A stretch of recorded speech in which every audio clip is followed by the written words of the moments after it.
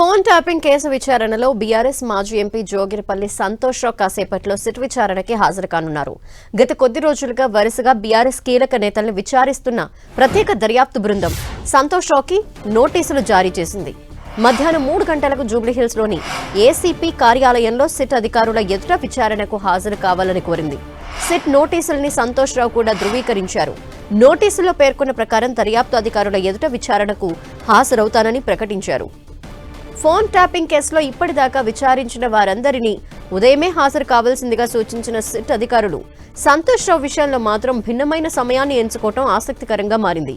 BRS మాజీ మంత్రులు హరీష్ రావు, కేటీఆర్తో పాటు ఇతర పార్టీల నాయకులు, అధికారులు, మాజీ అధికారులు, సాక్షుల్ని కూడా నిర్ణీత తేదీలో ఉదయం 11 గంటలకు విచారణకు హాజరు కావాలని సిట్ సూచించింది.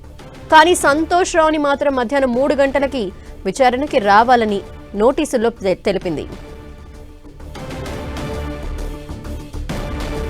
మరిన్ని డీటెయిల్స్ మా ప్రతినిధి కిరణ్ అందిస్తారు. కిరణ్, మరికొద్దిసేపట్లో ఫోన్ ట్యాపింగ్ కేసులో బీఆర్ఎస్ పార్టీ కీలక నేత సంతోష్ కుమార్ కూడా మరికొద్దిసేపట్లో సిట్ ఆఫీస్ హాజరు కాబోతున్నారు. ఇక వాస్తవానికి ఇప్పటికే ఈ కేసుకు సంబంధించి కూడా బీఆర్ఎస్ పార్టీ కీలక నేతలు హరీష్ రావు, కేటీఆర్ను కూడా విచారించి వారి స్టేట్మెంట్ రికార్డ్ చేసిన నేపథ్యంలో వారందరినీ ఉదయం వేళ విచారణకు హాజరు కావాలంటూ కూడా అంతకుముందు అంటే ఒకరోజు ముందు ఇచ్చిన నోటీసులో పేర్కొంటే తాజాగా మాజీ ఎంపీ సంతోష్ కుమార్కి సంబంధించి కూడా ఆయన విచారణకు సంబంధించి మధ్యాహ్నం 3 గంటలకి జూబ్లీస్ ఏసీపీ ఆఫీస్లోని సిట్ ఆఫీస్కి రావాలని పేర్కొని పరిస్థితి కనిపిస్తుంది. ఇప్పటికే ఈ కేసుకు సంబంధించి కూడా అనేక కోణాల్లో దర్యాప్తు చేసిన సిట్ అధికారులు తాజాగా సంతోష్ రావుకు సంబంధించి కూడా నోటీసులు జరిగింది. ఎందుకంటే అప్పటి ప్రభుత్వంలో ఆయన కూడా కీలక వ్యక్తిగా ఉన్నారు కాబట్టి అందుకు సంబంధించిన కొంత సమాచారాన్ని రాబట్టే ప్రయత్నము సిట్ అధికారులు చేసినట్టుగా చెప్పాల్సింది. కాబట్టి మరికొద్ది సేపట్లో ఆయన ఇటు సిట్ విచారణకు హాజరు కాబోతున్నారు. ఇక నోటీసులు అందుకున్న తర్వాత కూడా తాను సిట్ విచారణకు హాజరవుతాను, వారు అడిగిన ప్రశ్నలకు అన్నిటికీ సమాధానం చెప్తానంటూ కూడా